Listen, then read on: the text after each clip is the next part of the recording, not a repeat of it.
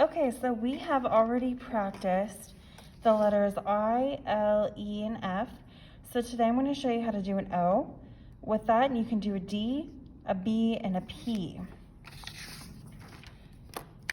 To start on an O, you're going to be starting almost at the end of the letter, so give yourself space. You're going to have your 45-degree angle, and you're going to go up, down, and around to where your 45-degree almost fades away. So that's actually a C, but then you go back with your second stroke and you connect it. So don't make your O's too wide. You want them to be tall and strong, but you don't want them to be like complete, I don't know, like you want it taller and stronger than you want it like big and round. So the goal here is to make sure you have a clean chisel tip here, a clean chisel tip here. That 45 degrees is really going to be obvious on your O's. So go around, go back down, let it fade, and then go back. All right, let's see if we can do two of them that look almost identical. So around and down, and then connect. Okay, let's see if the next one can look identical. Around and down, and then go back and connect. Ooh, I don't know, not so good yet.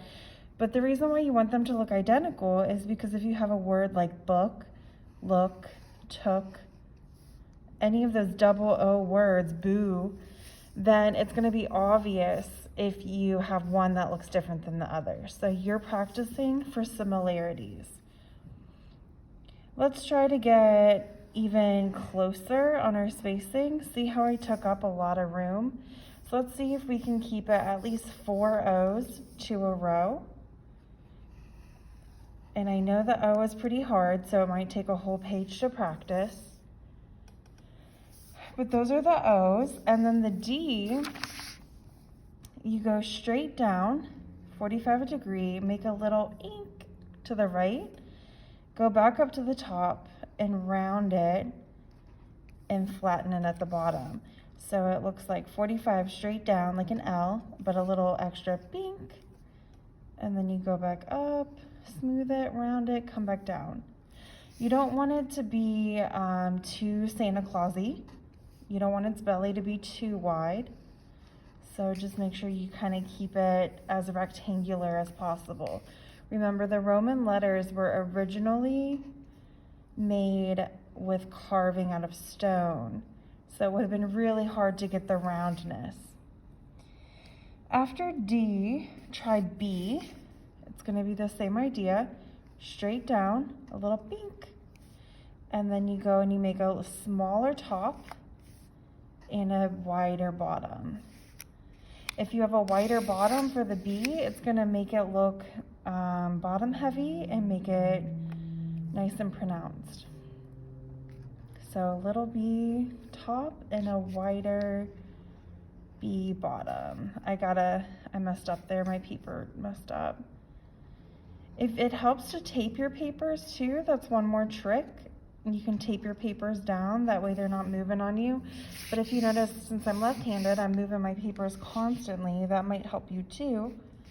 Okay, a P is half of that B, so let's go down, straight, and go back to the middle. So if I look at my P's and my B's, it's about the second line here in the middle that my lines are trying to meet up. We're going for consistency, the same thing each time. You're turning into a machine. So my O's are pretty round. I could probably, now that I'm reflecting, I could probably make them a little bit more rectangular, make them fit a little bit more in the rectangle. That way I could fit maybe even 5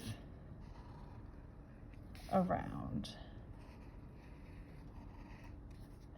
And then the P's and the B's, they're taller than they are wider, so they should fit in a rectangle. The D definitely fits in a rectangle. Just try not to make your O's too squarish. Try to keep them taller than wider. Okay, that's it for today.